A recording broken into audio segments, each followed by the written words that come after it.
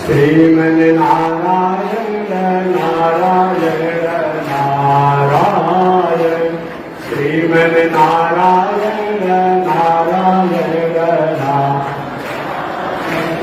श्रीमन नारायण अवतारायण श्रीमन नारायण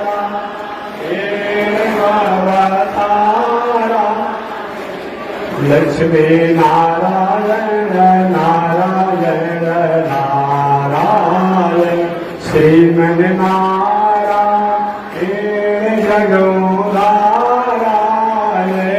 श्रीमन नारायण जगोदारा लक्ष्मी नारायण नारायण नारायण लक्ष्मी नारायण नारायण नारायण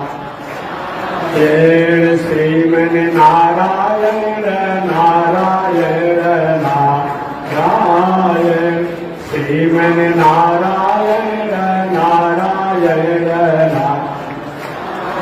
बोलिए श्री लक्ष्मी नारायण भगवान की।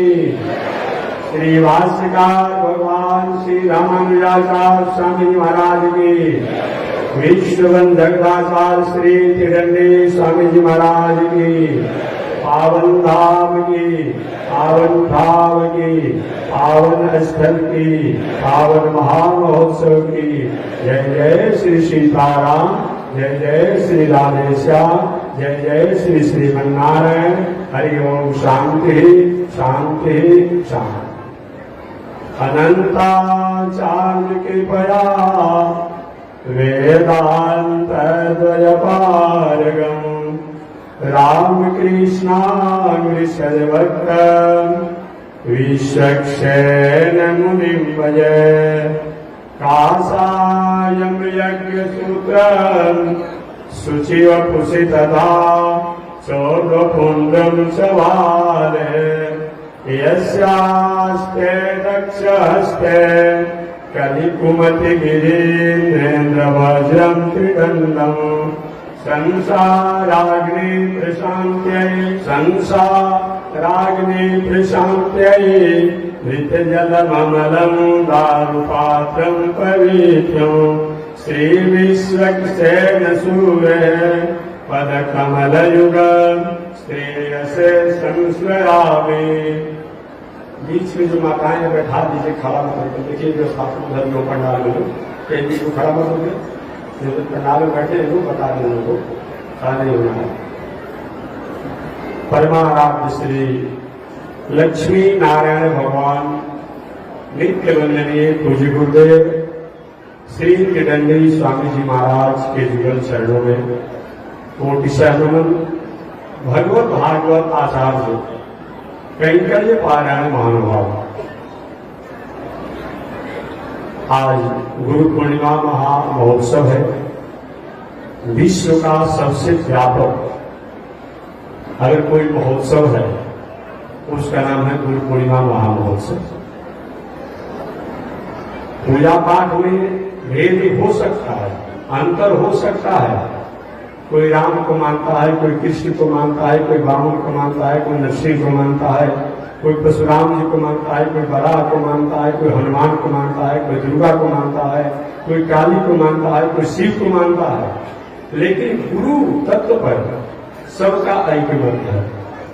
इसमें सब लोग इस गुरु तत्व को मानते हैं। भले वो मंदिर को, देवी को, देवता को नहीं मानता हो, वेद को, शास्त्र को नहीं मानता हो, लेकिन गुरु को जरूर मानता है।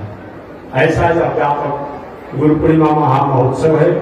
वसुतः यह व्यास जी महाराज का जयंती महामहोत्सव है। व्यास जी आज ही के दिन इस पावन धाराधाम पर जन्म लिए थे, प्रकट हुए थे। तो उनकी जयंती महोत्सव को हम लोग व्यास महोत्सव या व्यास पीठ महोत्सव या गुरु पूर्णिमा महोत्सव के नामों से जाना जाता है। महर्षि वेदव्यास जी ने हम संसार के लोगों के लिए जो उपकार किया है, उनके उपकारों को याद करके हम उनका उत्सव महोत्सव मनाते हैं। व्यास जी ने अगर वेद उपनिषद इतिहास पुराण की रचना नहीं किए होते तो आज समाज के लोग आपस में कितने टकराते कि प्राय एक दूसरे से टकरा करके ही अपने जीवन और पहचान को भूल जाते हैं। व्यास जी ने मानव मात्र को एक गोदान पर एक जगह समेटने का काम किया है, बटोरने का काम किया है, संग्रह करने का काम किया है। कहा कि हे दुनिया में रहने वाले लोग, चाहे कोई भी हो, वह निश्चित रूप में भक्ति कर सकता है। और भक्ति का ही ग्रंथ तो श्रीमद् भागवत महापुराण है। श्रीमद् भागवत महापुराण के द्वारा भक्ति करने का हमें प्रेरणा प्राप्त होता है। ये व्यास जी को कहा नहीं है। एक दिन मैंने कहा था कि आज से 1000 वर्ष पहले समाज में क्या विषम परिस्थितियां होंगी आप जानते होंगे। मैंने निवेदन किया था कुछ दिन पहले कि कहीं कोई कुआं में कोई ऐसा व्यक्ति थूक देता और उसको कोई पानी पी लेता तो उस व्यक्ति को अलग समाज से कर दिया जाता। परिस्थितियों में अगर हम कहीं किसी कारण से हों, वह विषम और विसंगतियां नहीं होनी चाहिए, लेकिन एक काल होगा, एक समय होगा जो कि उस परिस्थिति में लोगों को ऐसा कर दिया गया। परंतु हमारे व्यास जी महाराज ने कहा कि नहीं, चाहे मानव मात्र हो, अपना खान पान रहन सहन उठन बैठन बोल चाल अगर पवित्र करता है तो सबको परमात्मा की भक्ति करने का और सबको शरणागति करने का, सबको पूजा करने का अधिकार होता है। ये अधिकार अगर किसी ने दिया है तो महर्षि वेद व्यास जी ने दिया है। इसीलिए व्यास जी महाराज का हम लोग जयंती महोत्सव मनाते हैं, पूर्णिमा महोत्सव मनाते हैं और गुरुओं द्वारा जो व्यास जी के संदेश को समाज में प्रेरणा दिया जाता है, इसीलिए अपने अपने गुरुओं का भी गुरु पूर्णिमा महामहोत्सव हम लोग मनाते हैं। चलिए मैं अपने प्रसंग पर चल रहा हूं।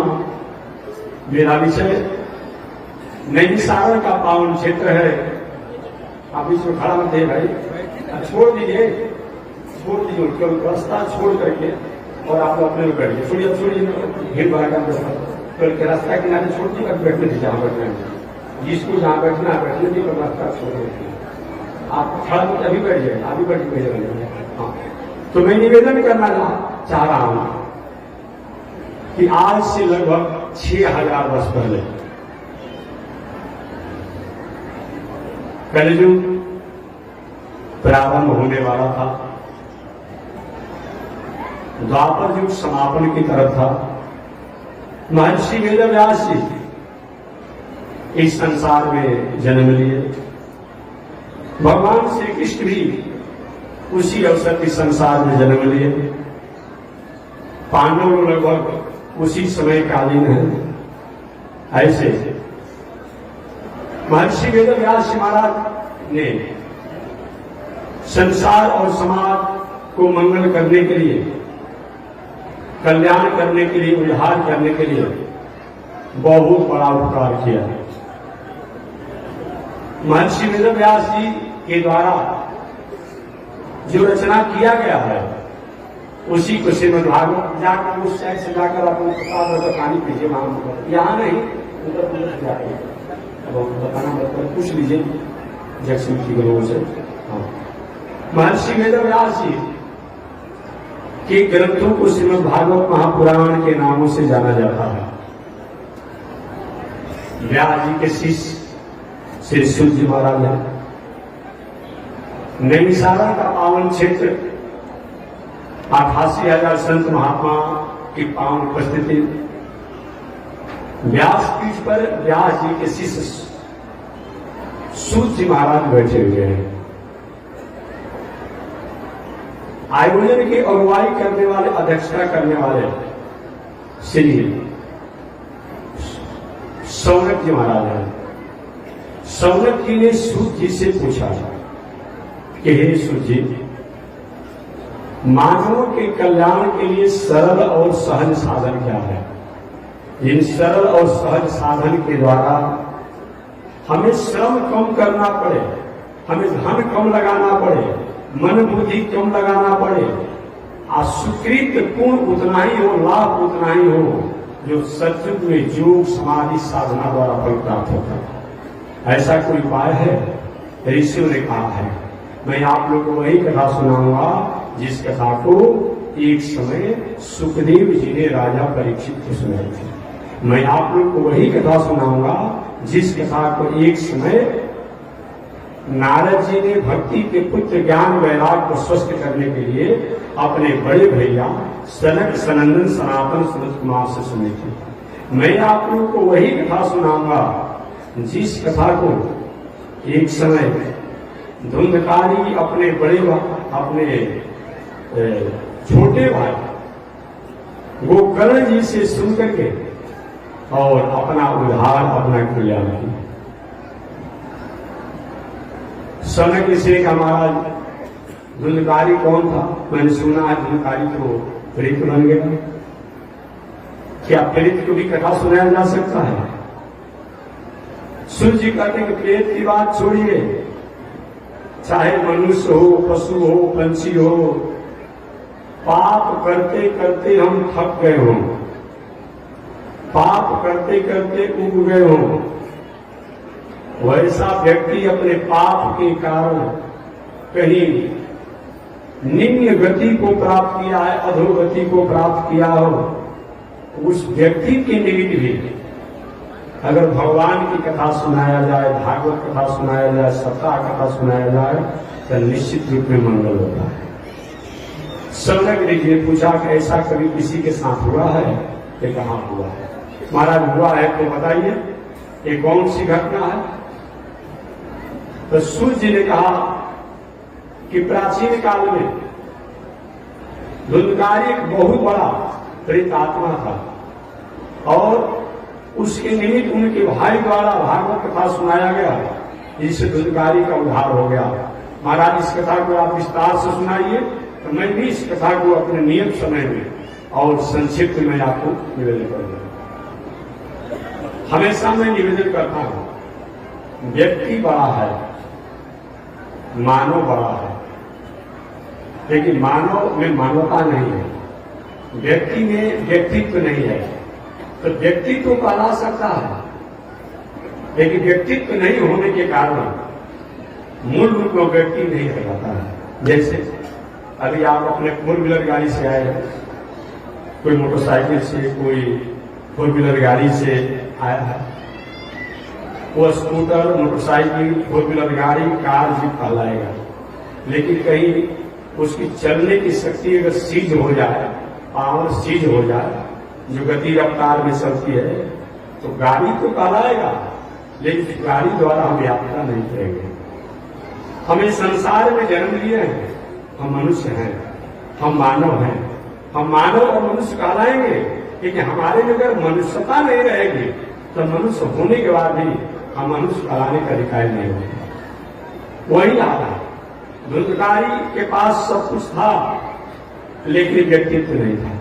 आगे शौनक ऋषि ने कहा, महाराज उसने व्यक्तित्व का सही में पहले से खो दिया या किसी संगत से खो गया।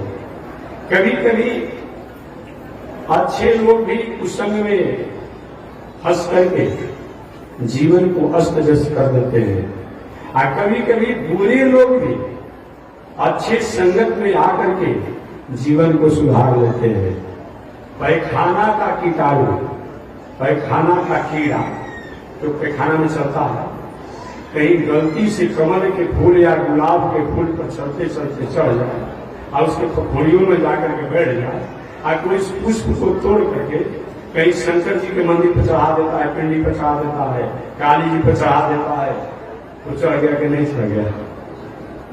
तो कभी कभी अच्छे संगत के कारण बुरे आदमी भी ऊंचाई तक पहुंच जाता है, और कभी कभी गलत लोगों के संगत के कारण अच्छा आदमी भी गर्त में गिर जाता है। यही हुआ धुंधकारी के साथ। वह धुंधकारी कौन था ये बताना नहीं, आप सभी लोग माता जी बाबू को बालक को लेकर घुमा दो, ले जाइए बाबू उस बालक के घुमा देने के बाबू पीछे ले जाओ, बैठाओ। आप जानते होंगे धुंधकारी केवल कुसंग में आकर के अपने जीवन को समाप्त कर लिया। इतना वो कुसंग में आया, ऐसा कुसंग में आया, उसके जीवन की दशा और दिशा दोनों बदल गई। ऐसे नाम में उसका धुंधकारी। धुंधकारी का अर्थ ही होता है जो अज्ञानता से, अविवेक से, अस्मिता से, असौहार्द से, असहजता से, अमानवता से जीवन जी रहा हो, उसी का नाम है धुंधकारी। या धुंधकारी का मतलब जो हमेशा अनीति, अन्याय, अधर्म के पद पर अपने जीवन को जीता हो, उसको धुंधकारी कहते हैं। आगे सूची कहते हैं, जे मानवा पाप कृतस्तु सर्वदा सदा दुराचारता विमार्गगा क्रोधाग्निदग्धा कुटिलाश्च कामिना सप्ताह यज्ञे न कलो पुनन्ति। जे मानवा, जो मनुष्य, अब देखिए यहां पर किसी एक जात की बात नहीं, किसी एक देश की बात नहीं, किसी एक संप्रदाय की बात नहीं। जे मानवा, जो मनुष्य पाप कृतस्तु सर्वदा, रात दिन पाप में ही डूबा हुआ हो, सदा दुराचार रता विमार्गा, रात दिन दुराचार के मार्ग में ही वो सुबह से शाम डूबा हुआ हो, क्रोधाग्नि दग्धा, क्रोध की अग्नि में हमेशा जलता हो, कुटिलाश्च कामिना, कुटिल स्वभाव का हो, कामी स्वभाव का हो, उसके निमित्त ही भागवत कथा सुनाया जाए, भगवान की कथा सुनाया जाए तो निश्चित रूप में मंगल होता है। आगे सूर्य कहते हैं, हे शौनक ऋषि जी, इसके बारे में एक मैं आपको प्राचीन कथा सुना रहा हूं। प्राचीन काल में एक तुंगभद्रा नदी के पावन तट पर पूतम नाम का नगर था। तुंगभद्रा नदी का मतलब क्या होता है? नाम तो नदी का तुंगभद्रा नदी के पावन तट पर। तुंगभद्रा है क्या चीज? हमारा और आपका ये शरीर जो है ये भी तुंगभद्रा है। तुंगभद्रा का मतलब तुंग माने शीघ्र और भद्र माने कल्याण। तुंग माने शीघ्र और भद्र माने कल्याण। एक मानव शरीर एक ऐसा शरीर है जो प्रमोशन का शरीर है, और बाकी दुनिया में जो भी शरीर है वो भोग शरीर है, वो डिमोशन का शरीर है। इसलिए इस मानव शरीर को तुंगभद्रा कहा गया है। जैसे नदी में जल बहते हैं, इसलिए भी भक्ति ज्ञान वैराग की धार बहती रहती है। यह मानव शरीर भी तुंगभद्रा नदी है। तो प्राचीन काल में कनौज देश में तुंगभद्रा नदी के पावन तट पर एक बहुत बड़े यशस्वी, ज्ञानी, विद्वान, सदाचारी, धनवान, वैभववान, ऐश्वर्यवान ब्राह्मण रहते थे। देखिए कभी कभी होता है कोई विद्वान होता है तो धनवान नहीं, कोई धनवान होता है तो विद्वान नहीं, और कोई विद्वान धनवान होता है तो सदाचार नहीं, और कोई सदाचार विद्वान धनवान होता है तो वैभव वाला नहीं होता है, दानी नहीं होता है, तपस्वी नहीं होता है, त्यागी नहीं होता है। लेकिन वह तुंगभद्रा नदी के पावन तट पर निवास करने वाले जो ब्राह्मण थे, जिनका नाम था आत्मदेव। आत्मदेव का मतलब हमारा आपका, ये भीतर जो आत्मा जो है यह आत्मदेव है। हमारे आपके भीतर जो है आत्मा ही द्वारा हम शरीर का डिमोशन और प्रमोशन करते हैं। इसलिए वेदांत दर्शन में निवेदन किया गया है कि आत्मा, एक बार मैं जब अपने स्टूडेंट लाइफ में थे तो कॉलेज में मैं पढ़ता था, तो उस समय भारतवर्ष के 4 संतों का अच्छा नाम था। एक संत कौन है जो हमारे जिनके अभी आप गुरु पूर्णिमा महोत्सव में सम्मिलित है, पूज्य गुरुदेव श्री केदारी स्वामी जी महाराज, जो पुराने लोग हैं वे उनको देखे होंगे। देखने के बाद बहुत लोग के नाभि सरक जाता था। एक बार जब फटकार लगाते कि अच्छे अच्छे संत महात्मा लोग कि खाम पीछे लेकर भाग जाते थे। हम लोग ने तो साथे रहे तो देखे हैं, आज तो बात अलग है। तो एक ऊंच कोटि स्वामी जी जितने ऊंच कोटि के विद्वान थे और उतने सहज भाषा में बोलने वाले थे। विद्वान कितने थे मैं नहीं कहता हूँ, संस्कृत में उनका लिखा हुआ अहमद विवेक समीक्षा एक भ्रांति है। और हम सब पर जितना उन्होंने विस्तार से लिख दिया कि मैं कौन हूं। अभी तक काशी के बड़े बड़े विद्वानों से शास्त्रार्थ हुआ और काशी के विद्वानों को हारना पड़ा। किताब प्रमाण है अहमद विवेक समीक्षा एक भ्रांति, स्वामी जी का लिखा हुआ अंतिम ग्रंथ। तो स्वामी जी महाराज थे। एक महात्मा ठीक जो हवा बाबा का नाम आपने सुना हो, तो वो विद्वान अपने तो मैं बहुत उनके बारे में विद्वता के बारे में तो नहीं जानता हूँ, लेकिन संत तो पूरा थे। हम लोग भी कभी पढ़ने जब पढ़ते थे तो कभी कभी आज तो भाई संतों की परिभाषा भी अलग हो गई है ना, लेकिन उसमें संत माने संत। तो ये प्रवचन दे रहे, बहुत प्रवचन नहीं देते थे। कई के बच्चों यही का प्रवचन था, जिस प्रकार दो लकड़ियों के रगड़ से आग उत्पन्न होता है, उसी प्रकार एक लकड़ी है आत्मा और दूसरी लकड़ी है राम नाम। इन दोनों की रगड़ से परमात्मा की प्राप्ति अवश्य होगी, अवश्य होगी, अवश्य होगी। यही बस इतना ही मैंने उनका प्रवचन किया। वो संत थे और काशी के एक दो संत थे, मन 4-5 संत भारतवर्ष में थे। संत तो हजारों में भी होंगे, लेकिन जो संत की पहचान में होती। तो आत्मा के बारे में जब हवा बाबा निवेदन किए कि आत्मा का खुराक क्या है, परमात्मा। जैसे गाड़ी का खुराक क्या है, डीजल है, पेट्रोल है, बैटरी है, सौर ऊर्जा है इत्यादि। आत्मा का खुराक क्या है, परमात्मा है। तो आत्मदेव बहुत बड़े यशस्वी विद्वान थे, धनवान थे, वैभववान थे, ज्ञानवान थे, पदवान थे, किसी चीज की कमी नहीं। उन आत्मदेव का विवाह एक जिसके साथ हुआ था उसका नाम था कुंडली। कभी कभी होता है, अभी भी एक महापुरुष ने कहा कि महाराज जी 13 गुण बन रहा है तो विवाह होना चाहिए कि नहीं। हमने कहा कि 13 गुण बन रहा है कि 12 गुण बन रहा है, अगर 10 गुण तक भी बन जाए तो विवाह कर लीजिए। हमसे अगर आप पूछते हैं एक ऐसा कैसा, मैंने कहा 16 वर्ष के बाद, 18 वर्ष के बाद, 20 वर्ष के बाद कन्याओं का जो जोग जो है अगर कम भी बन रहा है विवाह कर लीजिए।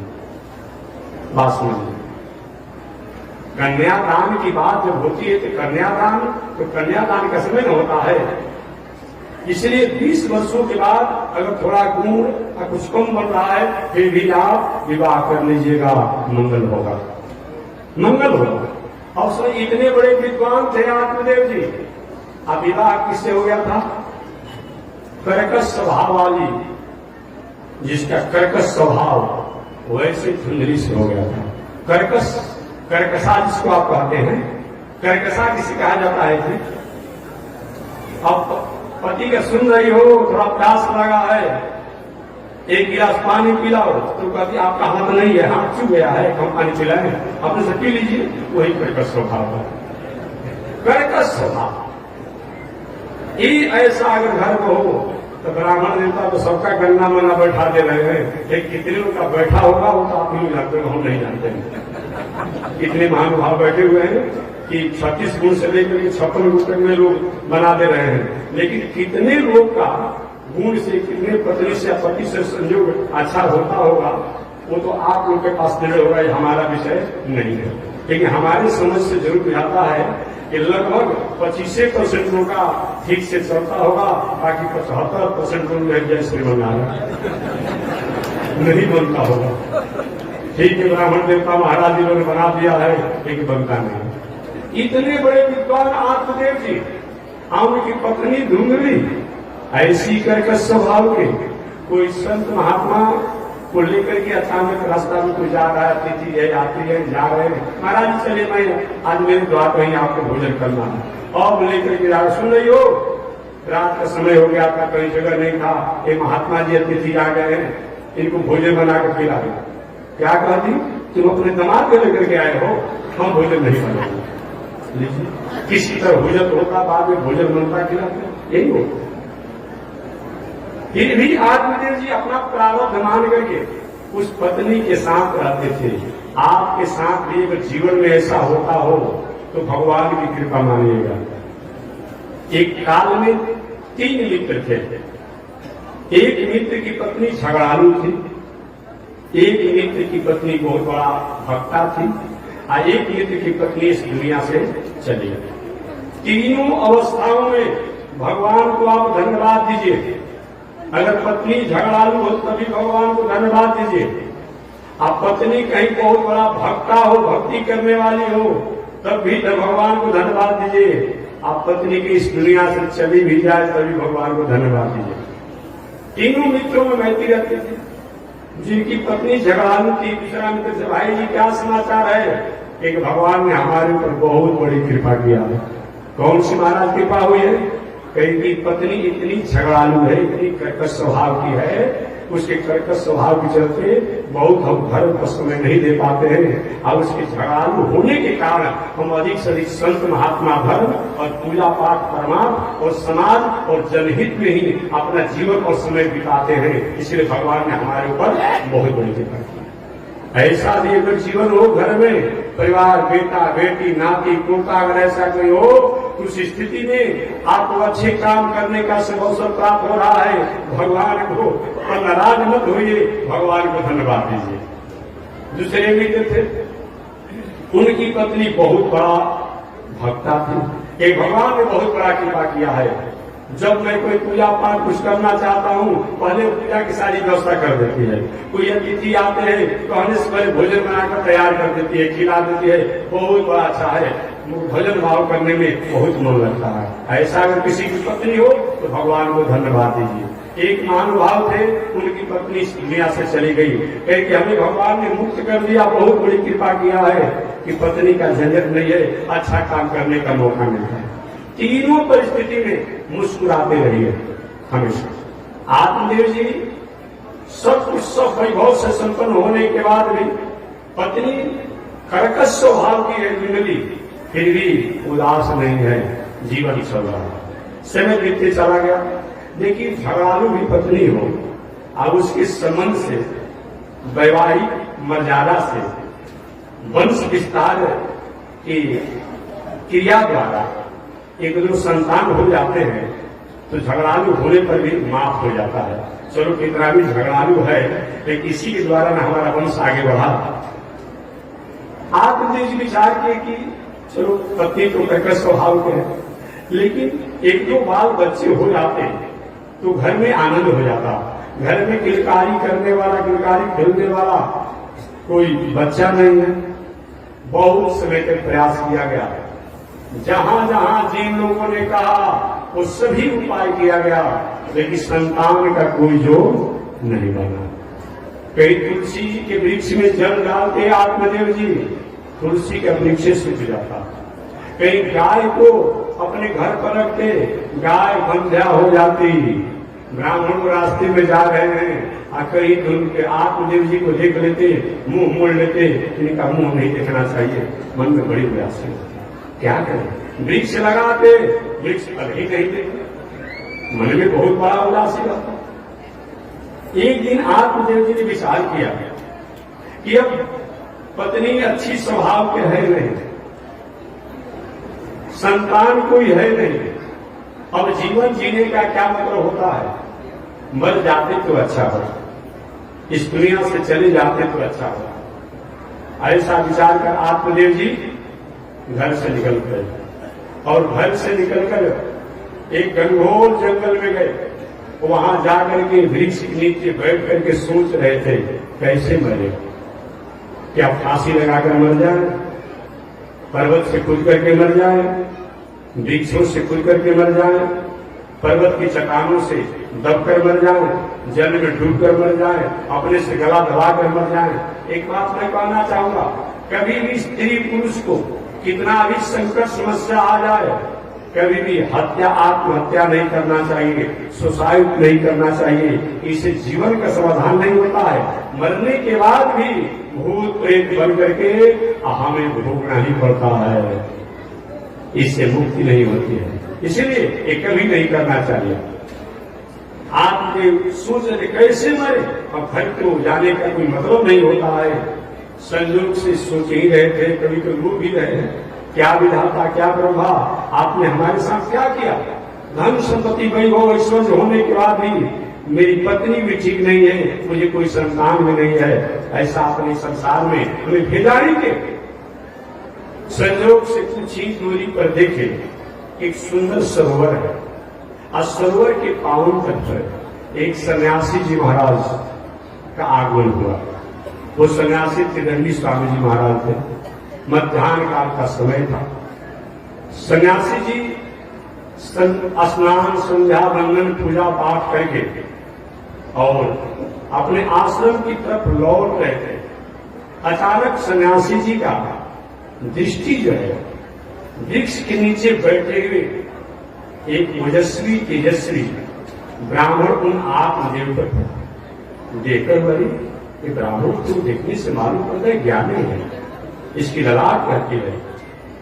हो सकता है कहीं ज्ञान वैराग तपस्या साधना के लिए जंगल में आया हो। नीतिकारों ने कहा है, अनापरिष्ठित के चित्त बुया, बिना बुलावे और बिना बोले अपरिचित जगह पर अपरिचित लोगों से वार्तालाप न करें। एक व्यवहारिक में घटना कहूंगा, क्यों कहना पड़ता है व्यवहारिक घटना, न तो धोखा हो सकती है। मैं जा रहा था उत्तर प्रदेश, मोहन सराय स्टेशन था, वैसे चढ़ना था। वर्तमान समय में घटना, सब आदमी थे, बड़े आदमी थे, बेचारे धार्मिक भी थे। मैं भी जा रहा था, कुछ ही दूरी पर थे। बालक आया और कहा, बाबू कुछ दो। स्वभाव होता है, कोई नहीं सोचा नहीं हो सकता है, इसकी स्थिति नहीं है। और उन्होंने क्या किया, अपना टिफिन जो भोजन लिया था टिफिनकारी में, और क्या किया, उसको निकाल कर उन्होंने दे दिया। अब दे दिया, अब ये भी खाया, उसी समय गिर करके लोटे में लगा। और 10-20 लोग उसके जो लोग हैं सब आ गए, घेर लिए उनको, क्या तुमने खिला दिया, क्या दे दिया। और प्रशासन भी आ रही है, तुम भी लोगों की बात कर रहा है। भला ऐसा कोई करेगा? पंत में प्रशासन करे, क्या फेरा पड़े, 500,000 दे करके किनारे हुए, अब उनको पैसा देना पड़ा तो आगे वो एक पेशा उन लोग का हो चुका है। बड़े बड़े जगहों पर, ये हमारा विषय नहीं है कि कहना पड़ रहा है। आज हमारे देश के वहां जो बालक हैं, बाहर में प्रदेश में, देश में, विदेश में जाकर के जो अपनी देश की उम्मीद को आगे बढ़ाए हैं, बढ़त आगे बढ़ाए हैं, कोई इंजीनियर बन करके, कोई डॉक्टर बन करके, कोई वैज्ञानिक बन करके, बहुत अच्छी बात है।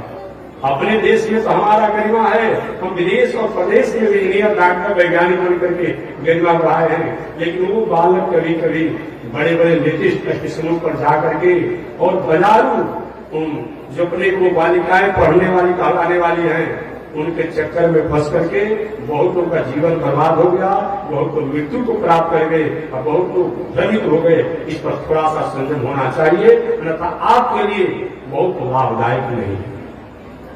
अनापरिष्ठित के चित्त शास्त्र करता है, बिना बुलाए बिना बोले बोलना नहीं है, बिना बुलाए जाना नहीं है।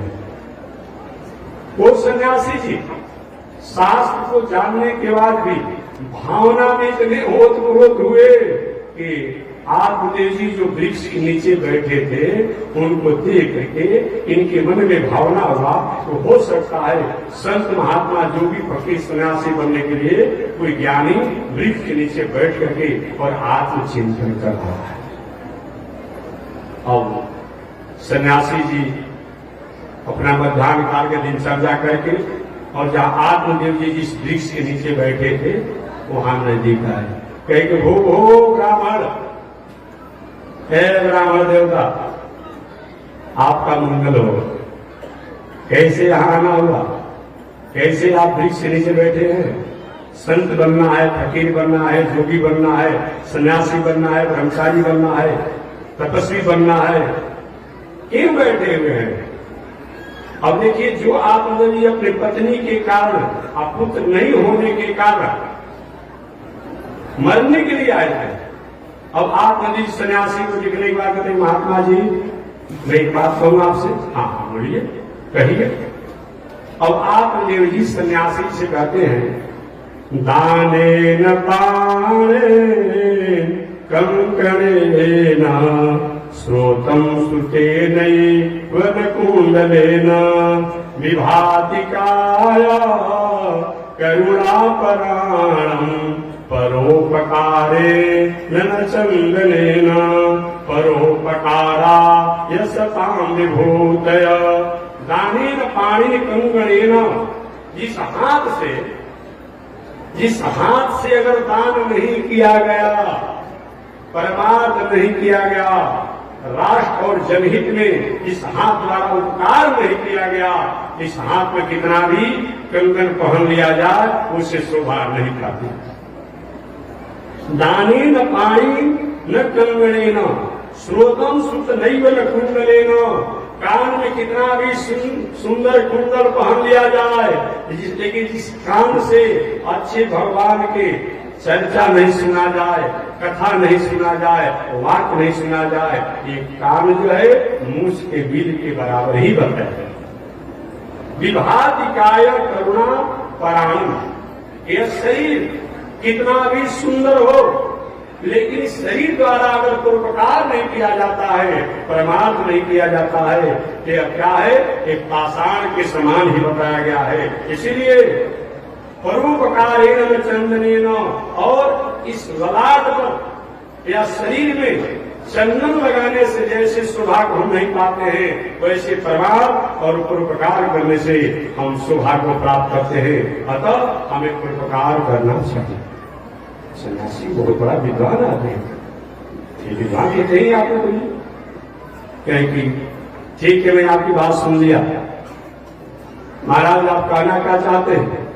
आत्मदेव जी ने कहा महाराज हमें पुत्र नहीं है, हम आपसे पुत्र की कामना करते हैं, पुत्र की कामना करते हैं।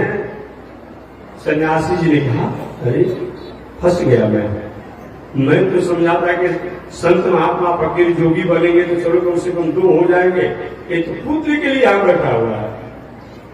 सन्यासी जी ने आत्मदेव जी की ललाट को देखा और ललाट को देखने के बाद कहा ब्राह्मण एक जन्म की बात मत करो, तुम्हें 7 जन्म में कोई संतान का योग नहीं है, 7 जन्म में कोई संतान का योग नहीं है। अब एक बात सुनते ही आत्मदेव जी अपने सिर को जमीन पर धड़ाम से पड़ गए। अरे ब्राह्मण क्या करते हो, मरोगे क्या? ऐसे मत करो, मर जाओगे।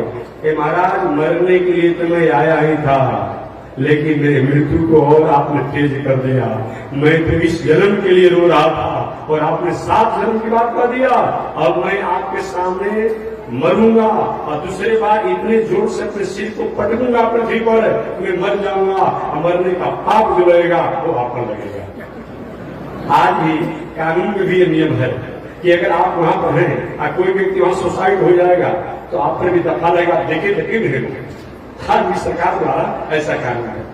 उस आत्मदेव जी ने सन्यासी जी के सामने कहे कि हमें पुत्र प्राप्ति का आशीर्वाद नहीं देंगे, वरदान नहीं देंगे, कभी तुम्हें अपने सिर को पटका ना, दूसरी बार इतने जोर से सिर को पटकूंगा कि मैं मर जाऊंगा और मरने के बाद मरने का पाप जो है आपको लगेगा। नहीं ब्राह्मण ऐसा मत करो, ऐसा मत करो, देखो तुम्हें कोई जोग ही नहीं है तो हम क्या कर सकते हैं बताओ, जोग हो तब तो हम कुछ करें।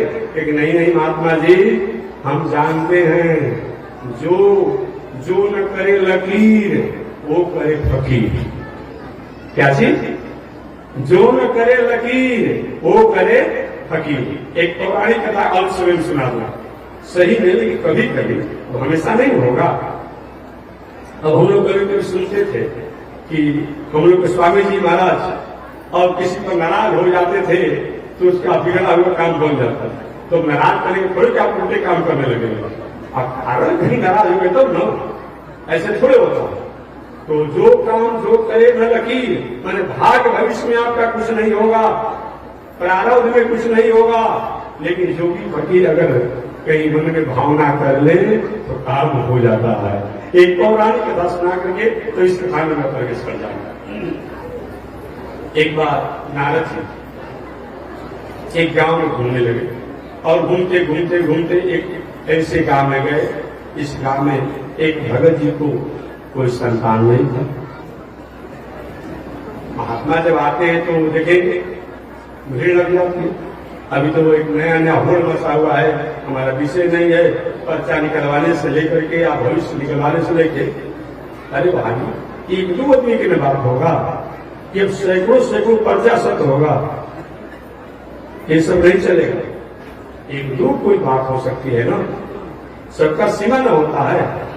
ऐसा होता तो कोई दुनिया में किसी को जो चाहे वही काम कर लेगा, ऐसा नहीं चलेगा। कभी कभी और कभी एक दो ऐसा कोई बात होता है। नारद जी महाराज उस गांव में गए, उस भक्त ने कहा बाबा मुझे पुत्र होगा कि नहीं होगा। नारद जी ने देखो भैया इस बात में जानता नहीं, मैं जाऊंगा भगवान के पास, अब भगवान से पूछूंगा कि प्रभु अमुक भक्त का पुत्र होगा कि नहीं होगा। अब भगवान जो निर्णय बताएंगे वही मैं बता दूंगा तुमको। नारद घूमते घूमते गए, महाराज अमुक गांव में एक भक्त है, उनका अमुक नाम है, कोई पूछे उनको पुत्र होगा कि नहीं होगा।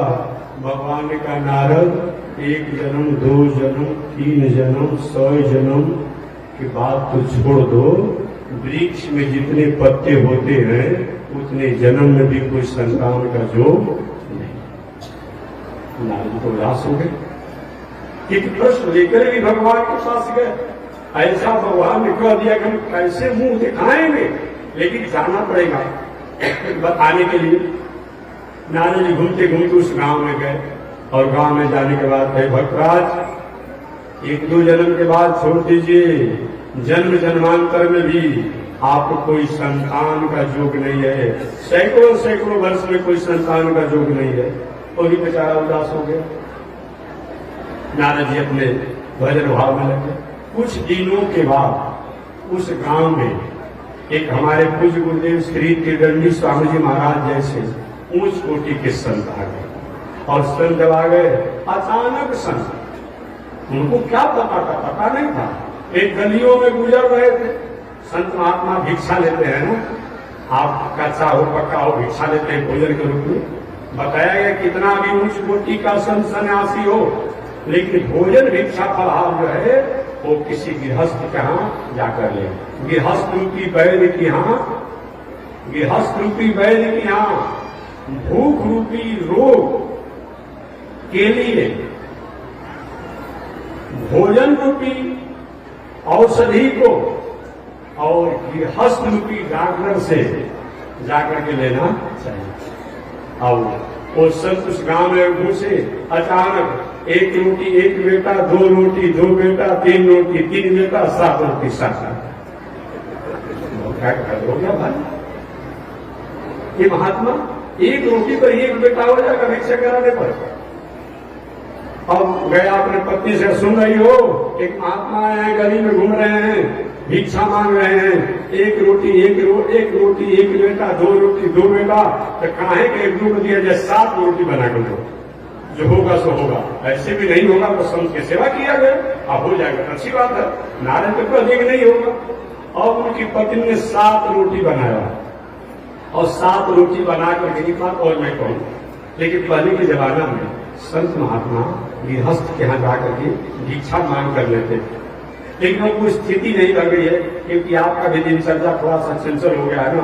मैं तो पहले बना हुआ भोजन जाकर भिक्षाम दे मांगते, अशुद्ध भोजन वो ला करके महात्मा को पढ़ा रहा जो करने वाला होता उसको देते। लेकिन अब घर में भोजन शुद्धता से बन नहीं पा रही है, बनाने का तरीका भी शुद्धता नहीं है, इसलिए कच्चा वालों जो है संत महात्मा या फल फूल ले रहे हैं। मैं तो पहले जाकर संत महात्मा के यहाँ भोजन मांग के खाते थे। और 7 रोटी महात्मा को ले जाकर के भक्तराज ने दिया और सही में समय पाने पर समय समय से भक्त जी को 7 गो पुत्र हो गए। अब समझिए 7 पुत्र हुआ। जो नारद जी कहते हैं कि 1 जन्म नहीं 2 जन्म नहीं, वृक्ष में जितने पत्ते होते हैं उतने जन्म तक कोई संतान का योग नहीं है। घूमते घूमते नारद जी पुलिस गांव में आ गए और आए तो अचानक उस भक्त से भेंट हुई। कहे महाराज जी आपने तो कहा था कि 1 जन्म 2 जन्म के बाद छोड़िए, फिर सैकड़ों सैकड़ों जन्म में कोई संतान नहीं होगा। हमको इसी जन्म में महात्मा ने 7 रोटी खिलाया और 7 बेटा हो गया। नाथ भगवान उनको बेइज्जत कर दिए। अभी जाते हैं भगवान के पास। अब भगवान के पास चले गए नारद, प्रभु इस दुनिया में बेइज्जत करने का हम ही आपको दिखाई पड़ते हैं, इतना आपका भजन भाव सेवा करते हैं, क्या हुआ नारद? अरे आपने कहा कि वृक्ष में जितने पत्ते होते हैं उतने जन्म तक उस भक्त को कोई संतान नहीं होगा, बेटा नहीं होगा। एक महात्मा ने कहा कि 1 रोटी 1 बेटा, 7 रोटी 7 बेटा, और 7 रोटी खिलाया भगत ने और उसको 7 का पुत्र हो गया। हम क्यों झूठा बनाया गया? भगवान के नाम पहले तो अपने क्रोध शांत करो, हमारे को क्रोध मत करो, पहले मेरी बात को सुनो। तुमने क्या हमसे पूछा? तुमने हमसे पूछा कि प्रभु इस भक्त को संतान का योग है कि नहीं है, होगा कि नहीं होगा। तो मैंने योग बता दिया कि 1-2 जन्म की बात नहीं, सैकड़ों सैकड़ों जन्म में उसको कोई संतान का योग नहीं है। लेकिन जो महात्मा है उसको हम पर इतना विश्वास है कि हम जो कह देंगे वो भगवान को करना ही पड़ेगा, इसीलिए उसके काम को हमें पूरा करना है। ये होता है। इसीलिए जो काम को लकीर नहीं करता है वो काम को फकीर करता है, वही बताया गया। ये कौन कह रहे हैं? आत्मदेव जी कहते हैं प्रभु आप संत महात्मा भले हमारे भाग में नहीं है, लेकिन आप चाहेंगे तो हो जाएगा। सन्यासी जी के देखो भाई बात तो तुम विद्वान जैसा करते हो, लेकिन ये जानना ये जो सन्यास ज्ञान मार्ग पर रहने पर रात दिन आनंद ही आनंद का अनुभव होता है, ब्रह्मानंद का अनुभव होता है। छोड़ो सभी गृहस्थ आश्रम को, इतना दिन तक परिवार पत्नी में रहा न, छोड़ो। आत्मदेव जी कहेंगे महाराज जी हम क्या बोल रहे हैं कि गया रहे तो उनका शास्त्र नहीं जानते हैं क्या? हम भी पढ़ लिखे हैं, हम भी ज्ञानी हैं, हम भी विद्वान हैं। सुन लीजिए, पुत्रादिषु हीनोयम संन्यास शुष्क एव हि गृहस्थ सरसो लोके पुत्र पौत्र समन्विता। महात्मा जी सन्यासी जी पुत्र पौत्र इत्यादि का सुख जो है ये क्या है? ये श्रेष्ठ सुख है। ये संन्यास क्या है? ये शुष्क है। शुष्क क्या है? ये नहीं करना, ये नहीं करना, ये नहीं करना, ये नहीं करना, ये पूरा नहीं पूरा जीवन बीत जाता है, पूरा जीवन नहीं में बीत जाता है। अज्ञहस सरसों रोके, अज्ञहस आश्रम जो होता है ये सरस है। क्या है? जब बेटा नाती बाबा के अंगुली पकड़ करके 2 बरस का है और पुतली भाषा बोलते हुए जब चलता है तो होता है कि स्वर्ग तो होता होगा, लेकिन इससे बड़ा कोई स्वर्ग नहीं होता होगा। ये आप मुझे कहते हैं गृहस्थ सरसों लोके पुत्र पौत्र समन्वित। श्री महाराज हमें तो पुत्र चाहिए और नहीं पुत्र देंगे तो मैं आपको देखते देखते मैं अभी मरने जाता हूँ। थोड़ा सा भी प्रतीक्षा करें। हम महाराज बोले प्रतीक्षा किया, नहीं आशीर्वाद देंगे तो मैं मरूंगा, मरने का पापा पर लगेगा। महात्मा जी सोचेंगे हम तो फंस गए, हम तो फंस गए, अब क्या करें? ये मरेगा, हत्या करो समाज मिलेगा। कहीं फलहार करने के लिए कहीं आम का फल लिए होंगे और एक आम का फल काटेगा, लो इस फल को लो और अपने पत्नी को दे देगा। अगर भगवान चाहेंगे तो निश्चित रूप में इस फल के प्रभाव से आपको पति पत्नी की मर्यादा से जो खाएगा उसको आगे वंश विस्तार का अधिकार प्राप्त होगा। लेकिन याद रखो पुत्र से क्या शांति और सुख मिल ही जाती है? सगर महाराज के 60,000 पुत्र थे, लेकिन 60,000 पुत्र कपिल मुनि के तेज से समाप्त हो गए। और भी बहुत लोगों की बात आती है, लेकिन तुम कहते हो करो अपने पत्नी को फल दे देना, लेकिन उस पुत्र से तुम्हें सुख नहीं होगा। मैं भी वचन दे रहा हूं, तुम्हारे दुराग्रह पर मैंने तुमको फल दिया। देखिए, संत महात्मा शास्त्र ईश्वर धर्म से आग्रह करना चाहिए, दुराग्रह नहीं करना चाहिए। आग्रह और दुराग्रह में क्या अंतर है? आग्रह और दुराग्रह में क्या अंतर है? हर कोई कहते नहीं काम मत कीजिए, ये नहीं होना तो बहुत उसको मत कीजिए। जैसे आप महात्मा जी, हमारी इच्छा है मैं यहाँ पे भोजन कराऊं, हमने कहा कि देखिए भैया फलहारी आदमी है और सोपाकी आदमी है, हमारे महात्मा बनाते प्रसाद करवाते हैं, बाकी ऐसी तो नहीं चलता है। अरे महात्मा जी हम इतना श्रद्धा से बना रहे हैं, नहीं खाएंगे तो हमारा प्रेम पर भक्ति पर उठारा घात हो जाएगा, ठेस पहुंचेगा। कहीं आपकी भावना में हम खा भी देंगे, इससे बहुत फायदा है आपको नहीं। आग्रह करना चाहिए, दुराग्रह नहीं करना चाहिए। 3 उदाहरण है भागवत का और वाल्मीकि रामायण का। भगवान श्री राम जब अयोध्या से जंगल की राह चलने लगे, सीता जी से गए कि सीते तुम सास ससुर की सेवा कर, देवर की सेवा करना, मंत्रियों को मंत्रणा देना, 14 वर्षों के बाद हम लौट के आ जाऊंगा। सीता जी ने क्या कहा? प्रभु कैसे आप सोच ली? हो सकता है कि मछली जो है बिना पानी के अपना जीवन जी सकती है, लेकिन मैं आपसे अलग होकर के अपने जीवन को जीने में सक्षम नहीं। ऐसा हुआ? ऐसा तो नहीं हुआ। सीता जी को सुख वाटिका में जाना था, यहां हुआ।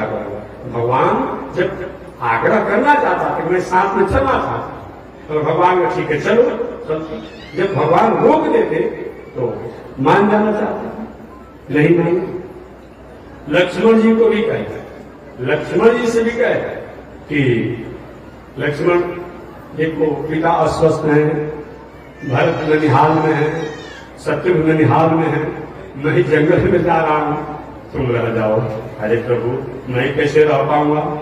लक्ष्मण भी चले। लक्ष्मण चले तो कम से कम उनको तो भगवान की आज्ञा मानना चाहिए। चलिए आगे बढ़िए। आगे बढ़ने पर दूसरा दुराग्रह, सब भगवान पहचान गए, लक्ष्मण जी पहचान गए कि मिर्गा कहीं सोना का नहीं होता है, लेकिन सीता जी कहती कि चाहे सोना का हो या न हो, चाहे मायावी कोई राक्षसी क्यों न हो, लेकिन जिंदा या जैसे भी हो, कि हमें चाहिए कि 14 वर्षों के बाद जब मैं अयोध्या में जाऊंगा तो सबको मैं दिखाऊंगा। लक्ष्मण जी आचार्य है ना, कहते कि नहीं हमको समझ में नहीं आ रहा है कि मृगा है। भगवान भी कहते कि नहीं मृगा ऐसा तो रखता नहीं है कि सीता जी ने दुराग्रह किया। भगवान का ठीक है भाई, जब तुम कह ही रही हो तो भगवान क्या की लक्ष्मण जब तक मैं लौट करके नहीं आता हूं तब तक सीता को स्वतंत्र नहीं छोड़ना है, अकेले नहीं छोड़ना है। भगवान श्री राम ने इधर मारिच हा राम हा लक्ष्मण का आवाज लगा, सीता जी का लक्ष्मण मालूम पड़ता है आपके भाई आपको कोई संकट पड़ गया है। लक्ष्मण जी कहे क्या कहा माता जी, पूरी दुनिया का महाप्रलय हो जाएगा, भगवान को कुछ नहीं होने वाला है। मरण वचन सीता जब बोला, सीता जी ने लक्ष्मण जी के साथ मरण वचन का प्रयोग किया, अपने पति का वाक्य किया सीता जी ने। भगवान जब आज्ञा लक्ष्मण जी को दी गए थे तो सीता जी को आदेश देने का कोई अधिकार नहीं बनता है, लेकिन सीता जी ने कहा लक्ष्मण 113 जो है अपने माता द्वारा मंत्रणा करके जंगल भेज दिया, और एक तुम सौतेले हो जो कि भोजन नहीं करते हो, फलाहार नहीं करते हो और सोते नहीं हो, हमेशा जगह रहते हो। याद रखो अगर मेरे स्वामी के राक्षसों द्वारा मारे जाएंगे तो मरने के बाद उनकी मृत्यु सुनते ही मैं मृत्यु को प्राप्त कर लूंगा, तुम मेरे हाथों को नहीं पकड़ सकते हो। एक तुम्हारी इच्छा उसी समय हमसे विवाह करने के थे, कब यदि रावण अनुशासन पाऊं तो कंदू के ऊपर मान हो जाऊं, लेकिन उस समय तो तुम्हारा अनुमति पूरा नहीं हुआ। लक्ष्मण जैसा जोगी क्या सामान्य बातों पर हृदय में ठेस पहुंचा होगा कि राम जी की आज्ञा को अवहेलना करके और जाना पड़ा। कौन ऐसा मरम वचन होगा, कौन ऐसा कटु वचन होगा? मरम वचन सीता जब बोला, अजी तुलसीदास जी को स्त्री पुलिंग का ज्ञान नहीं था क्या? बोला सब कहा गया। मरम वचन सीता जब बोला, ये तो पुलिंग शब्द हो, ऐसा क्यों हुआ? सीता नहीं बोल रही है, सीता का पाप बोल रहा है, सीता का दोष बोल रहा है, तो पाप जो होता है वो पुलिंग होता है। इसलिए मरम वचन सीता जब वहां दुराग्रह हुआ, वहां दुराग्रह हुआ। परिणाम क्या हुआ? मायावी लंकेश रावण आया और सीता जी को ले गया। तीसरा बार दुराग्रह, जब लौट करके सीता जी अयोध्या में आई तो आने के बाद भगवान श्री राम ने कहा, सीता जी को इच्छा है, सीता जी का हमारी इच्छा है कि किसी ऋषि तपस्वी के आश्रम पर कुछ दिन रहने का मौका मिलता है। अरे भगवान स्वयं साथ में, अब क्या जानेंगे? कोई अगला दिन समाज में एक लोकापवाद हुआ और लोकापवाद के कारण सीता जी को वाल्मीकि जी के आश्रम पर जाना। इसीलिए आग्रह करना चाहिए, दुराग्रह नहीं करना चाहिए। दुराग्रह का परिणाम अच्छा नहीं दिखा है। सन्यासी जी ने आत्मदेव जी से कहा, आत्मदेव देखो पुत्र का योग तो नहीं है, लेकिन तुम दुराग्रह करे तो लो, फल तो लो, लेकिन पुत्र से सुख नहीं है। महाराज सुख की बात छोड़िए ना, अपने पुत्र तो होने दीजिए। फल तो लेकर गए और अपनी पत्नी धुंधली के पास गए, हे बावरी, अब हमारा घर में भी बालक पिकारी करेगा, अब कोई हमें भी उड़ाना नहीं देगा, ताना नहीं मारेगा। ऐसे में से संत नहीं कहे, एक बहुत बड़े मुझकोटी के संत ने एक फल दिया है और फल को खाओगी तो तुम पुत्रवती हो जाओगी। धुंधली ने विचार किया कि नाराज होकर गए थे मरने के लिए, अभी कुछ बोल दूंगा तो नाराज हो जाएंगे, हमारा ठीक है दीजिए फल, मैं पवित्र होकर के इस फल को खा लूंगा। ले लिया, फल को ले लिया और लेने के बाद फल लेकर के रोने लगे, हे भगवान, मेरे पति इतने बड़े विद्वान, इतने बड़े ज्ञानी, मैंने कहा बुद्धि एक फकीर संत से मार दिया।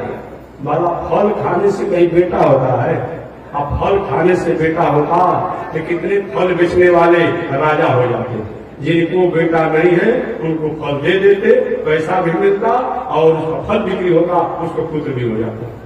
भला ऐसा होता है? मेरे पति के बुद्धि को मार दिया उस संत ने। दूसरी बात कभी हो सकता है कि फल में गुण नहीं है, इस संत महात्मा के वाणी में तपस्या और साधना में गुण होता है। अच्छा, कोई व्यक्ति हेलीकॉप्टर का, जहाज का इंजीनियर बन सकता है क्या? वैज्ञानिक बन सकता है क्या? नहीं बन सकता है। जो पढ़ा लिखा है वही बनेगा। कोई व्यक्ति किसी तकनीकी जो किसी गाड़ियों में फाल्ट है उसको देख सकता है क्या? जो पढ़ा लिखा है वही नहीं कर सकता है। तो ये विद्या है भी है, सबको कहने से कैसे हो जाएगा? तो संत महात्मा का वाणी का महत्व होता है। पुनः कहती है कि अगर कहीं फल खा ले, अगर गर्भ रहने को हो जाए, कहीं गर्भ का बालक सुखदेव मोती कहीं 2-4 महीना तो अधिक रह गया तो मेरा कल्याण हो जाएगा। गर्भ में बालक रहेगा, हम मर जाऊंगा। या दूसरा दिन भर में 3 हाली भोजन करती हूँ, गर्भ में जब बालक हो जाएगा तो भोजन तो मेरा कम हो जाएगा, और कम हो जाएगा तो हमारी ननद आएगी और सारा धन संपत्ति रूप में चली जाएगी। चोर कहीं आएगा लेकर भाग जाएगा। अनेक प्रकार के उत्तर को धुंधली सोचने लगी। उसी समय उसकी एक बहन जो बगल गांव में विवाह हुआ था आई, अरे क्या सोच रही हो? एक मेरे पति ने इस प्रकार से संत द्वारा पकड़ आया है और खाने से करेगा पुत्र होगा। उसकी बहन के साथ क्या बिगड़ा है? फल को नुकसान करता है। अरे फल खा लो, अगर होगा तो अच्छा है, नहीं तो नुकसान तो पहुंचने वाला नहीं। बहन, संत के वचन पर विश्वास तो है, लेकिन अगर कहीं पुत्र हो जाएगा तो पालन पोषण का बहुत बड़ा झंझट होगा। सबसे तो दुनिया में वही सौभाग्यशाली स्त्री है जिसको कोई पुत्र का, बेटा बेटी का कोई झंझट नहीं है। अकेले खाना, अकेले सोना, अकेले नहीं। उसने कहा तब उसकी बहन ने कहा, तुम चाहती क्या होगा? उसकी बहन ने कहा, तुम चाहती क्या हो धुंधली? तो धुंधली का मैं यही चाहती हूँ कि फल का परिणाम भी हम देख ले, अब फल हमें खाना भी न पड़े, अब पुत्र भी हमें हो जाए। ऐसा कोई उपाय है? उसकी बहन ने कहा, हमारे पास उपाय तो है। कौन सा उपाय है बताओ? तो उसकी बहन ने कहा, देखो हमको संतान होने वाला है और मेरा उम्मीद है कि इस बार मेरे पुत्र ही होगा। पहले से मेरे पुत्र और है तो मेरे पुत्र होंगे, तो इस फल को अपनी जो बहुत दिन से बंध्या गाय है उसको खिला दो। महात्मा जी के वचन का पता चल जाएगा। तो फल खिला दो गाय को, मुझे पुत्र होने वाला है अब पुत्र होगा, इस पुत्र को मैं तुम्हें सौंप दूंगा, और गाय को जो फल खिलाया जाएगा उसे भी पता चल जाएगा कि महात्मा का वचन सत्य हो रहा है कि नहीं हो रहा है। और जब तक से हमको पुत्र नहीं हो रहा है तब तक तुम न खड़ा करना कि हमको तो फल फायदा कर गया, ताकि तुम्हारे पति को विश्वास हो जाए और तुम्हारे पर प्रसन्न हो जाए। और जो हमारा पुत्र होगा तो बस उस पुत्र को लाकर मैं तुमको दे दूंगा, और उसके बदला में हमें कुछ तुम धन को दे देना।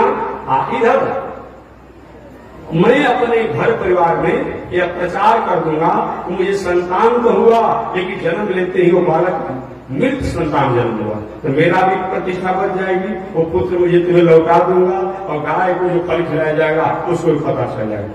और दुनिया बहन, अगर कोई बहन हो तो तुम्हारे जैसा, मिनट में मेरे सारे समस्याओं को तुमने समाधान कर दिया। बहुत अच्छी बात। वही धुंधली ने उस फल को अपनी गाय को खिला दिया, और अब हर महीना नखरा करने लगी अपने पति आत्मदेव से, क्रिया चरित्रम प्रशस्त भागम नहीं बोलने जाना। ये सबकी बात नहीं है। जो चंचल जो नारी होती है सभी नारियों पर लागू नहीं होगा। महाराज महात्मा जी बहुत बड़े साधक हैं, उनका फल तो फायदा कर गया। हमको अनुमान हो रहा है कि हमारे घर में बालक का अधिकार प्राप्त हो गया। अच्छा, भगवान बहुत बड़ी कृपा की। अब आप मुझे जी जब भी गलियों में गए, सुनो देख लेना, कुछ दिन के बाद मेरे भी घर में किरकारी करने वाला बेटा होगा, और मैं भी उंगली पकड़ कर बालक को घुमाऊंगा, देखना तुम लोग। ऐसे चिंता में समय बीतने लगा। बीतते जैसे जैसे उसकी बहन को लड़का गर्भ में बढ़ रहा था, उस प्रकार ये भी न खड़ा करके पंडित जी से बताते हैं, महाराज बहुत महात्मा जी साधक है, बहुत उनका तपस्या साधना अच्छा है, मुझे संतान का अधिकार प्राप्त हो गया। समय बीतते चला गया, और उसकी बहन को पुत्र हुआ, और पुत्र हुआ तो उसने अपने घर में प्रचार कर दिया, मेरा पुत्र तो जन्म लिया, लेकिन जन्म लेते ही मृत्यु को प्राप्त हो गया। और इधर उस पुत्र को अपनी बहन के यहाँ पहुंचा दिया, धुंधली किया, और धुंधली जो है अब चारों तरफ प्रचार कर दिया। भगवान ने बहुत बड़ी कृपा किया, मुझे बुढ़ापा में पुत्र हो गया। पूरे गांव के लोग भी, क्षेत्र के लोग भी धन्यवाद दिए। समय बीतने लगा, और उसका अपना बेटा हो तब तो, अपना बेटा तो था नहीं, बहन के बेटा तो ले लिया। अब इसको दूध कैसे पिलाया जाए, तो बहन से सलाह हुआ कि सुनो, मैं अपने पति से कह दूंगा कि हमको पुत्र तो हो गया जी, लेकिन दूध हमको नहीं हो रहा है बेटा को पिलाने के लिए। तो हमारी बहन, उसको पुत्र हुआ था, उसका पुत्र जन्म लेते ही मर गया, कि क्यों न उसी को बुला लिया जाए, क्योंकि हमारी बहन है, और वो दूध पिला करके हमारे बेटा का पालन पोषण करेगी, और उसके बदला उसे दे दिया जाएगा। आपने ठीक है, बुला लो। वही बुला लिया गया। उसकी बहन रहने लगी, और रह करके उस बालक का पालन पोषण करने लगी। उसका ही पुत्र था। कुछ दिनों के बाद, लगभग 3 महीनों के बाद, उस गाय को जो फल खिलाया गया था उससे भी एक बालक नहीं हुआ। वो बालक का कान गाय के कान के समान, और शरीर जो है वो मनुष्य के समान हुआ। दोनों बढ़ने लगे। एक कुख्यात हुआ, एक विख्यात हुआ। क्या हुआ? एक कुख्यात हुआ और एक विख्यात हुआ। गोकर्णों पंडितों ज्ञानी, गोकर्ण जो हुए, जो एक का नाम पड़ा गोकर्ण, जो कान गाय कान के समान था, एक का नाम पड़ा धुंधकारी। नामकरण की बात जब आई, धुंधली ने कहा, आप मुझे तुम्हारी इच्छा है, इकलौता मेरा पुत्र है, मैं नाम रखूंगा। मैं न हूं ना घर में रखा, और आप नाम रखेंगे, ऐसा नहीं चलेगा। मेरा नाम धुंधली है तो मेरा बेटा का नाम धुंधकारी होगा। अच्छा, इस गाय के बेटा का नाम रख दे। हाँ, इसका रख सकते हैं। तो उसका नाम रखा गया गोकर्ण। गोकर्ण पंडितों ज्ञानी, धुंधकारी महाफल। गोकर्ण जी बचपन से संध्या वंदन पूजा पाठ इत्यादि में रहते, और एक धुंधकारी जो है छोटे छोटे बच्चों को कुआं में ढकेल देता, किसी घर में आग लगा देता। यही समय बीतने लगा, और समय बीतते बीतते हुआ क्या एक दिन तो धुंधकारी इतना बड़ा उपद्रवकारी बन गया कि अब डकैती, हिंसा, अपराध की दुनिया में जीने लगा। अपराध और डकैती, हिंसा में ही जीवन जीने लगा। और संयोग क्या हुआ कि एक दिन तो आत्मदेव से कहा, जो भी धन संपत्ति है हवाले कर दीजिए, अन्यथा खैरियत नहीं। आत्मदेव जी रोने लगे, हे भगवान, इस पुत्र के लिए मैं कहां कहां दरबार में नहीं गया। एक केवल आत्मदेव और धुंधकारी की बात नहीं है, आज के ऐसे पुत्रों की बात है जो माता भले दूसरे के लिए उपमाता हो सकती है, एक उस पुत्र के जन्म के लिए कहां कहां संत महात्मा से, देवी देवता से, डॉक्टर से लेकर के किस किस दरबार में गई और जाकर उस बेटा को जन्म दिया। और बेटा वो जन्म देता है तो माता के साथ क्या व्यवहार करता है वो तो आप दुनिया के लोग जानते हैं। आत्मदेव जी रो रहे हैं, हे भगवान, ऐसा बेटा से नहीं होना ही अच्छा था। उसे महात्मा जी कहते हैं कि पुत्र से सुख नहीं होगा, नहीं माने। और कहते हैं, एक कथा में सुनाता हूं व्यवहारिक। एक बार लोहा और सोना दोनों आपस में वार्तालाप कर रहे थे। सोना ने लोहा से कहा कि हे लोहा भाई, तुम भी धातु लोहा धातु हो, मैं भी सोना धातु हूं, लेकिन तुम जब पिटे जाते हो तो बहुत चिल्लाते हो, बहुत रोते हो। सोना ने लोहा से कहा, लेकिन लोहा को जब पीटा जाता है कितना बड़ा आवाज होता है। और सोना की कारीगरी होती कुछ जानता है, बगल में आप बैठे हुए पता नहीं चलेगा। सोना ने कहा कि तुम भी पीटे जाते हो, हम भी पीटे जाते हैं, लेकिन तुम जब पीटे जाते हो तो बहुत चिल्लाते हो, बहुत रोते हो, और हम पीटे जाते हैं। सोना कहा, हम ऐसे नहीं रोते हैं। रोते हुए लोहा ने कहा, भाई जी, आप लोहा के हथौड़े से पीटे जाते हैं, इसलिए दूसरे द्वारा अपमान होने पर बर्दाश्त हो जाता है, लेकिन हम लोहा हैं और लोहा के हथौड़ा से पीटे जाते हैं, ये आह बर्दाश्त नहीं होता है, इसके पुकार फाड़ कर उठे। अपने लोगों द्वारा जब परेशानियां होती है ना, तो आह दूर तक जाता है। आत्मदेव कहते काहे के पुत्र हो गया, नहीं पुत्र होता तभी अच्छा था। जिस पुत्र ने मेरे दिवाले जैसे घर को शमशान बना दिया, जहां गीता, विष्णु सहस्रनाम और रामायण के पुस्तक रहा करते, वहां बोतल और मछली मांस इत्यादि सब रहे, ये क्या हो गया। पूछे, पिताजी आपकी बुद्धि सठी आ गई है, रहना हो तो रहिए, न जल्दी भागिए आपसे। एक दिन गोकर्ण जी भी पिता कहते थे। गोकर्ण जी ने अपने पिताजी से कहा, पिताजी, ज्ञानी पुरुष को चाहिए कि जब तक से लोग को हमसे उम्मीद हो तब तक तो समाज के साथ रहना चाहिए। अगर समाज के लोग, परिवार के लोग अगर हमसे उम्मीदें नहीं रखते हों तो उससे संबंध को हटा लेना चाहिए। और आपका जो कर्तव्य था पिताजी कर लिए, अब आप धर्म को, धर्मम भजस्व सततम लोक धर्मान सेवस्व साधु पुरुषादयी काम कृष्ण। हे पिताजी, ये संसार के धर्मों को छोड़ करके आप लोक धर्म को छोड़ करके साधु पुरुषों का सेवन कीजिए और काम कृष्णा को त्याग करके और किसी में दोष और गुण को त्याग करके आप सेवा कथा रसोम हो नितराम कृतम तुम, आप उन भगवान की सेवा करें। वही गोकर्ण के उपदेश से आत्मदेव जी जंगल में जाकर के श्रीमद् भागवत महापुराण के 10वें स्कंद पाठ करके और अपना कल्याण प्राप्त किया। अब कौन बच गए? धुंधली। धुंधली बच गई, उसकी माता। जैसा आप उपद्रव करेंगे कभी न कभी आपको भी उसका परिणाम होगा। आपने अपने घर पर, द्वार पर बैर का पेड़ लगा दिया है तो दूसरों को भी गड़ेगा, लेकिन कभी न कभी आपको भी वह कांटा चुभेगा, याद रखिएगा, कभी न कभी आपको भी चुभेगा। और जिस धुंधली ने चालाकी से पुत्र को प्राप्त किया था, एक दिन उस धुंधकारी ने अपनी माता धुंधली के झोटा पकड़ लिया। झोटा समझते हैं ना, झूला बाल पकड़ करके आज जलती हुई आग की अंगारा से पिटने लगा। बताओ पिताजी कहां धन छिपा कर रखे हैं, अभी बताओ तो मार करके मुआ दूंगा।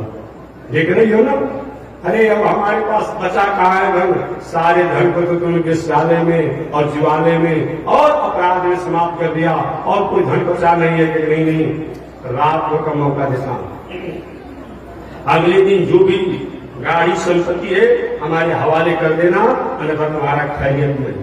और क्या क्या धुंधली माताओं को अपना सोना चांदी के प्रति बहुत बड़ा मोह होता है, आज भी है। मैं एक बात व्यवहारिक कर दूं आप माताओं से, कहीं भी किसी के विवाह शादी जौन उपनीत पूजा पाठ तो हमारे यहाँ नहीं जाइए तो आप सोना चांदी के आभूषण पहन कर मत जाइए। ये अभिषेक भी यहाँ भी होने वाला है, मत जाइए। अब उसको सुरक्षित अपने घर में कहीं रख दीजिए। अगर आपको श्रद्धा है, शौकीनी लगा हुआ है, शौक है कि हम कुछ पहने आभूषण के 5-10 रुपया का जो मिल रहा है, जो सोना से भी अधिक चमकता है, उसी को पहन लीजिए, जो नकली जो आभूषण जो है, और अपने शोभा को मिटा लीजिए। लेकिन भीड़ भड़ाका में, जग में, उपनयन के पूजा पाठ में कहीं लेकर मत जाइए, पहनकर मत जाइए। नहीं तो कहीं सुपड़ा खा कहीं कितना की बहन कहीं आ जाएगी तो लेकर के आकर काट लेगी, नाक काट लेगी, कान काट लेगी, गला का आभूषण काट लेगी, रोने लगेगी। एक कितना महंगा सोना है, लाख रुपए भरी होने वाला है, क्या हो भी गया होगा, लाख रुपए भरी होने वाला है या हो गया होगा। और बताओ, बिना ऐसे माताओं से मेरा सुझाव हो, हमारे यहाँ तो आना ही नहीं है कि किसी के जग में पूजा पाठ, मंदिर, विवाह शादी, सार्वजनिक जहां भी हो वहां आभूषण पहनकर नहीं जाओ।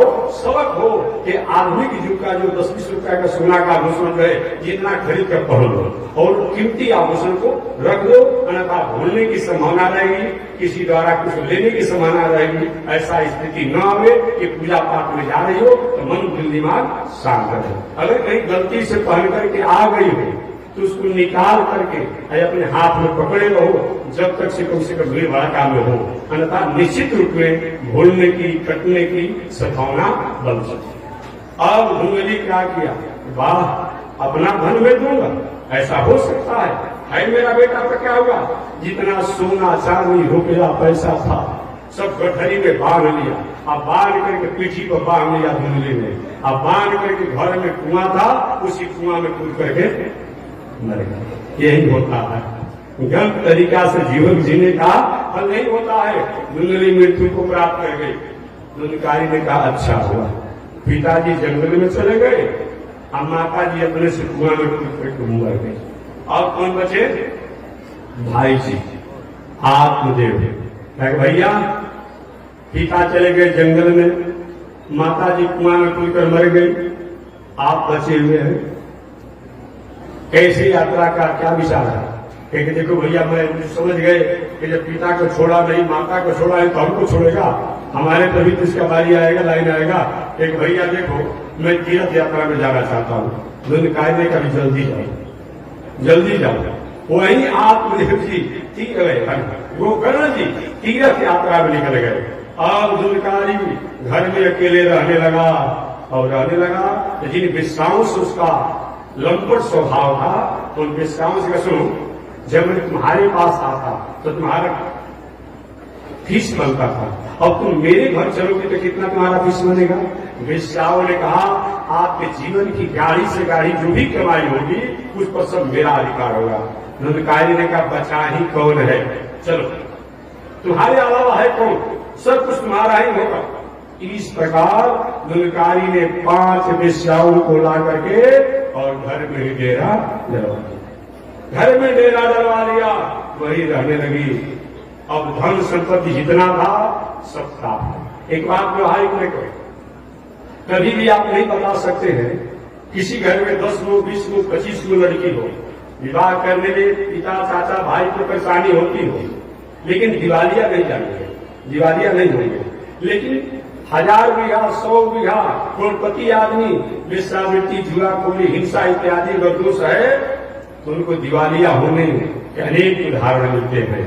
और धुनकारी सारा धन पिता का ताप गया, तापने के बाद जब नहीं जीत पाया तो जाकर के वो चोरी करता, डकैती करता, हिंसा करता और संपत्ति लाता। वेश्याएं करी महाराज अभी 5 दिन काम चलेगा, पुनः घर जाता महाराज अब लाइए तो हम जा रही हैं। एक दिन गया और राजघराने से गाढ़ी संपत्ति को लूट करके, डकैती करके वह धुनकारी लाया और लाया। वेश्याओं ने विचार किया कि जितनी संपत्ति लाया है इतनी संपत्ति में हम 5 वेश्याओं का पूरा जीवन बीत जाएगा, लेकिन संपत्ति की खोज में अगर राजा के कर्मचारी पुलिस आएंगे तो हम लोग पकड़े जाएंगे, इसको भी दंड होगा और हम लोग को भी दंड होगा, तो संपत्ति तो मिल ही गया। क्यों नहीं इसको कहीं मार करके हम लोग इसके घर को छोड़कर भाग जाए।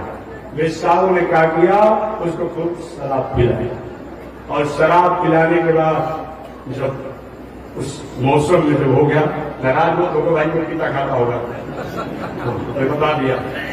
जब पीने वाले को क्या मौसम होता है तो आप लोग पता नहीं है, 20 फीट पर उड़ जाता है, उड़ता नहीं है लेकिन उसको अनुभव होता है, 20 फीट नीचे गिर जाएगा।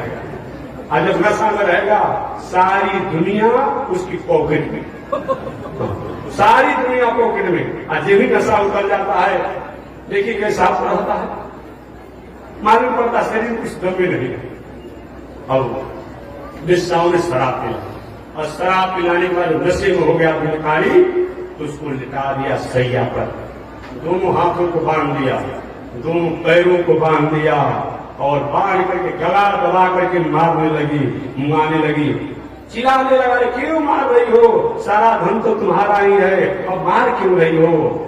वह हो सकता है महाला के लोग जान जाएंगे। और उन वेश्याओं ने आग की जलती हुई अंगारी को उसके मुंह में ठूस करके और उस भिखारी को मार डाला और मरने के बाद वही आंगन में खान करके गढ़ा और उसी में भिखारी को गाड़ दिया। वेश्याएं कुछ दिन 2-4-10 दिन रही और रहने के बाद सारा संपत्ति लेकर के संपत्ति हो गई। आत्मदेव का देवालय जैसा घर जो है आज शमशान बन गया, कब्रिस्तान बन गया। संत के साथ दुराग्रह करने का फल है, दुराग्रह करने का फल है। और कोई उस घर में नहीं है। तीर्थ यात्रा करके जब गोकर्ण जी महाराज आए तभी छोड़ देते इतने पर, क्योंकि कथा आगे है, आप लोग को समय हमारा हो गया है तो 5 मिनट पर पूरा कर देते हैं, तेजी पूर्वक कल विस्तार करेंगे।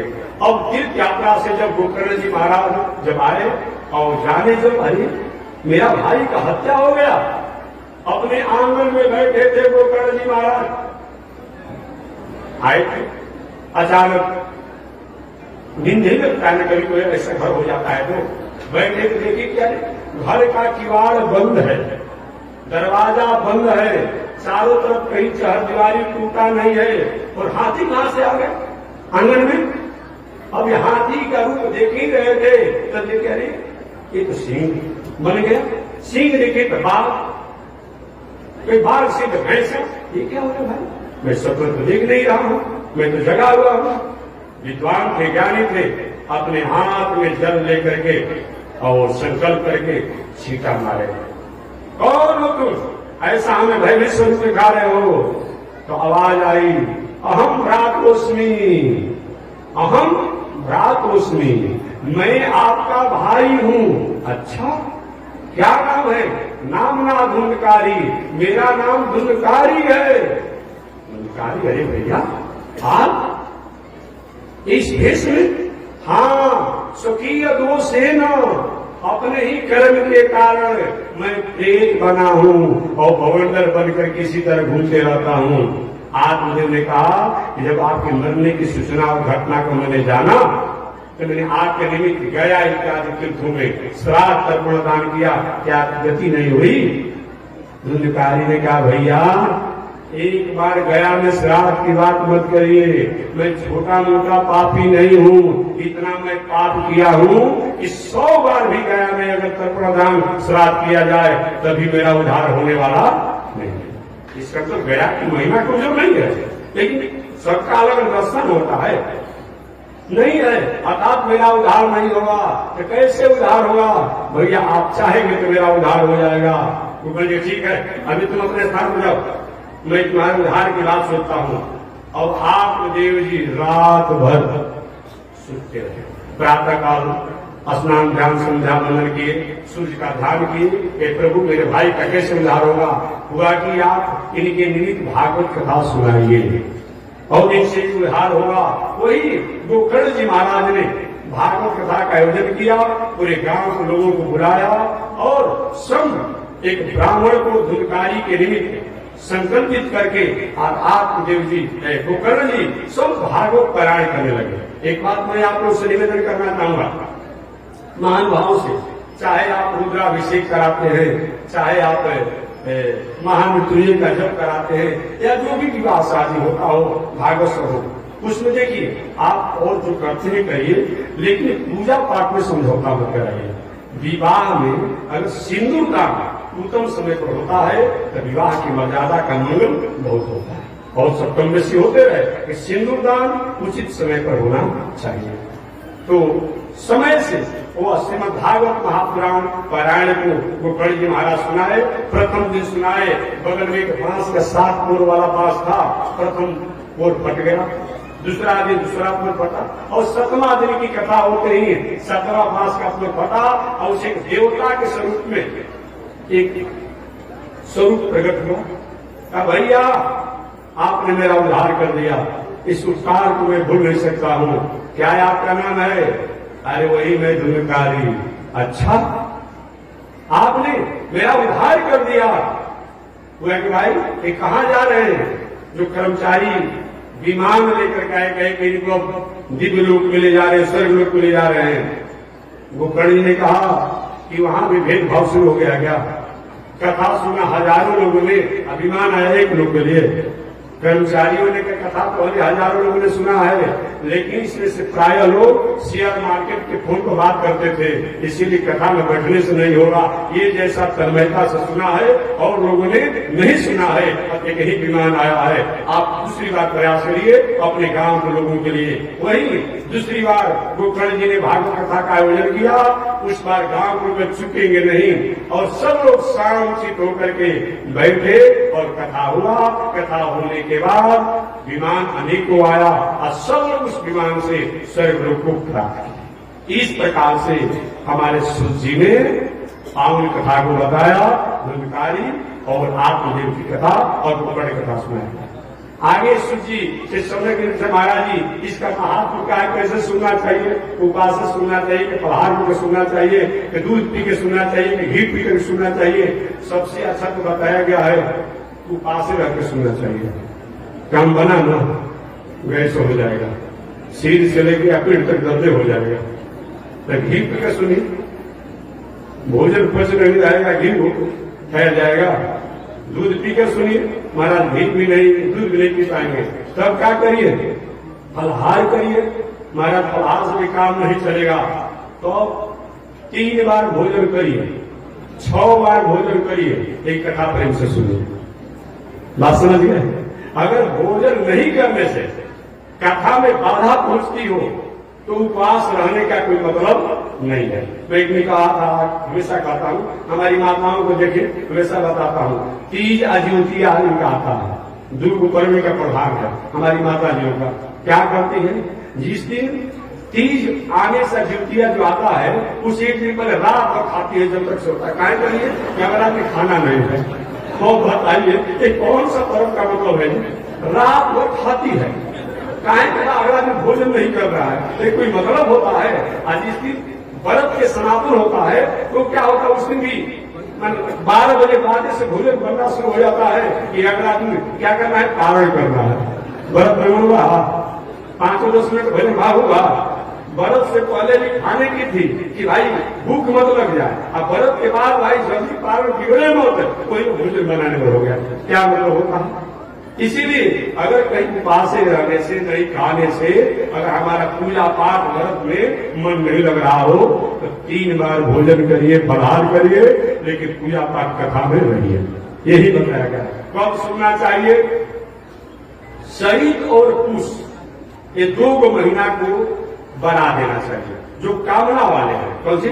जो कामना वाले हैं उनको चैत और पुष को बना करके बाकी किसी महीना में कथा सुनना चाहिए। और जो निष्काम भावना वाले हैं वो हमेशा सुन सकते हैं। अभी कोई व्यक्ति मरने की तैयारी में है, अब कोई देखिए कि अभी भाई ये तो ऑपरेशन शुरू हो गया, नहीं सुना दीजिए।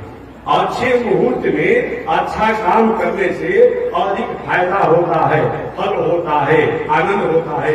लेकिन बिना मुहूर्त का भी अगर अच्छा काम कर दिया जाएगा तो नुकसान नहीं पहुंचाएगा। अच्छा भगवान की कथा में हर कार्य में नहीं लिया जाएगा। मंगलम भगवान विष्णु मंगलम गरुड़ध्वज इत्यादि जो है ये विषम परिस्थिति के लिए है। अभिनय के सर्वलोक परिहार। अरे भाई पथ्य कब बताया गया है? आप खिचड़ी खाइए कब? जब लीवर कमजोर हो, अस्वस्थ हो, तबे आप खिचड़ी खाएंगे तो हो जाएंगे ना। तो पथ्य का मतलब कि विशेष परिस्थिति में होता है।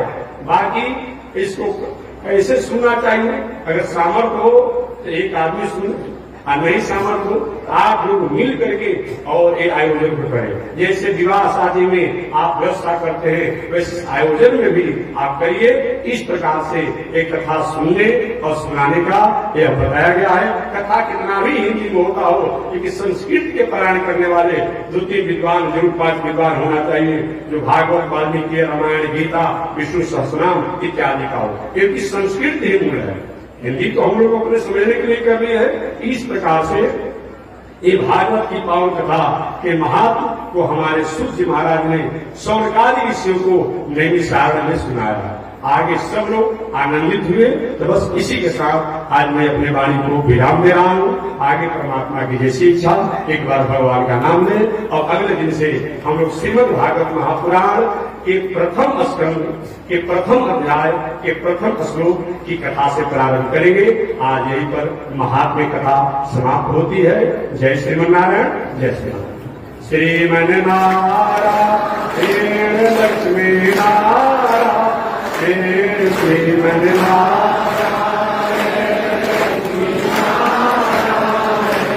श्रीमन्नारायण नारायण नारायण, श्रीमन्नारायण नारायण नारायण,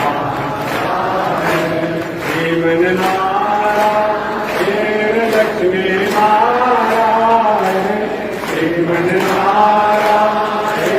लक्ष्मी नारायण, श्रीमन्नारायण नारायण नारायण, श्रीमन्नारायण नारायण नारायण। बोलिए श्री लक्ष्मी नारायण भगवान की, विश्ववंदन जगदाचार्य श्री तिरंडी स्वामी जी महाराज की। हरि ओम। शांति शांति शांति। श्री गुरु पूर्णिमा महामहोत्सव की।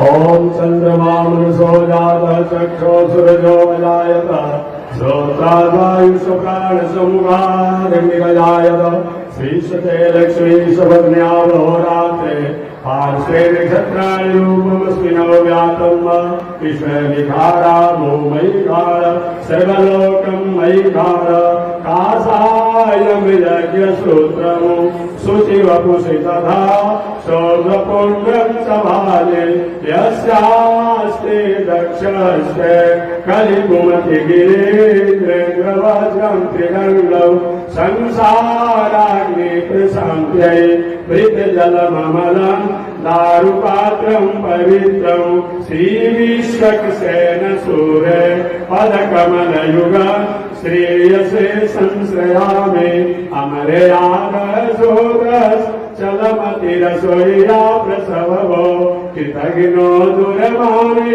स्मर परवसो वञ्चन परा, निशंसा पापेश कथमामितो दुःखजलधे, रपारागोत्रेरस् तव परिचर्यं शरणयो। लक्ष्मी नारायण भगवान की। ईश्वर जगदाचार्य श्री तिरंडी स्वामी जी महाराज की। पावन गुरु पूर्णिमा महामहोत्सव की, पावन धाम की, पावन धाम की, पावन स्थल की, पावन महामहोत्सव की।